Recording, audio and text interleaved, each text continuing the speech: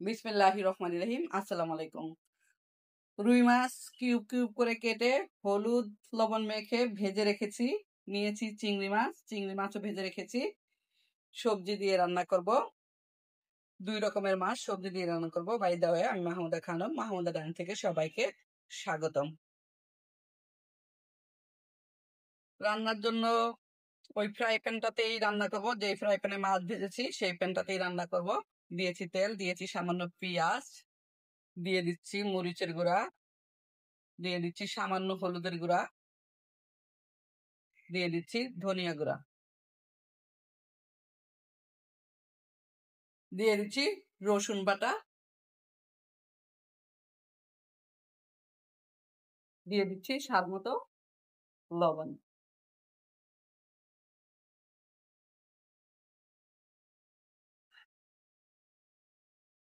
দিয়ে দিচ্ছি হাত করা। আজকের মাছ রান্না করবো হাত করা দিয়ে।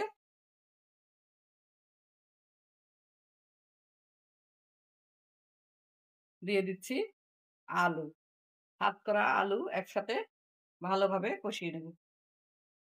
দিয়ে দিচ্ছি কচুর ছড়ি, কেটে পানি পাল্টিয়ে পাল্টিয়ে পরিষ্কার করে ধুয়ে নিয়েছি, দিয়ে দিলাম।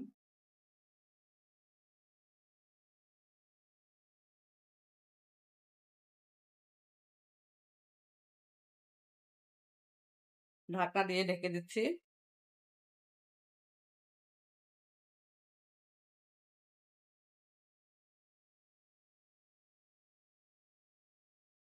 ভালোভাবে কষিয়ে নিলাম আলু, কচুরশুঁটি আর সাতকরা। সাতকরা সিলেটের লোকে বলে হাত করা, যাই হোক হাত করা বলি আর সাতকরা বলি একই। এখন দিয়ে দিচ্ছি দুন্দল। দুন্দল প্রথমে খোসা ছাড়িয়ে নিয়েছি, ধুয়ে পরিষ্কার করে দিয়ে তারপরে কেটে নিয়েছি। আবারও ঢাকনা দিয়ে ঢেকে দিব।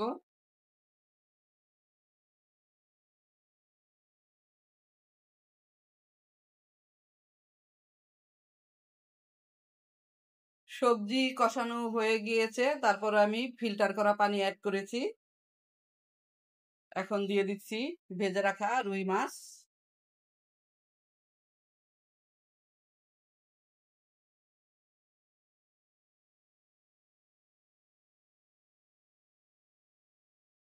মাছগুলো দিয়ে দিলাম।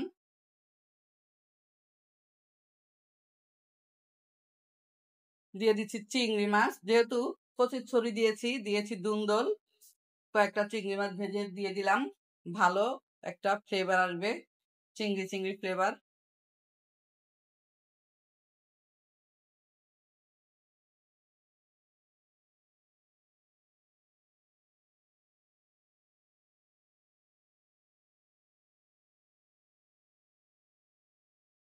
কচুরছড়ি, দুন্দল, আলু সবকিছু ভালোভাবে সিদ্ধ হয়ে গিয়েছে।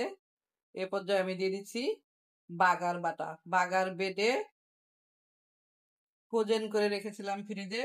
একদিন বেটে, প্রতিদিন বাটা সম্ভব না, তাই একদিন বেটে ফ্রোজেন করে রাখি, বেশ কয়েকদিন খাওয়া যায়। বাগার দেওয়ার পর ঢাকনা দিয়ে ঢেকে কিছুক্ষণ রান্না করলাম। রান্না অলমোস্ট ডান। এই পর্যায়ে দিয়ে দিচ্ছি বিলাতি ধনিয়া পাতা।